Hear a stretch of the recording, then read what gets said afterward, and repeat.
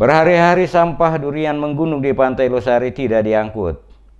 Tumpukan sampah kulit durian di kawasan Taman Victoria Ambon terus menggunung dan sudah beberapa hari tidak diangkut oleh petugas kebersihan dari Dinas Lingkungan Hidup dan Persampahan Kota Ambon. Volume sampah yang terlihat di kawasan tersebut melonjak dari hari ke hari kemarin. Tampak tumpukan sampah melebihi tinggi orang dewasa. Jalanan di kawasan Pantai Mardika, Kecamatan Surimau, Ambon dalam sepekan terakhir menjadi pembicaraan warga lantaran banyaknya sampah durian yang menumpuk di kawasan tersebut. Meski begitu, sampah-sampah yang mulai menggunung hanya dibiarkan begitu saja tanpa dibersih. Pantauan di kawasan Mardika pada Sabtu, ada 2 tempat yang dijadikan sebagai lokasi pembuangan sampah oleh pedagang buah durian di kawasan tersebut, yakni salah satunya adalah di samping Jembatan Mardika dan di depan kawasan Benteng Victoria.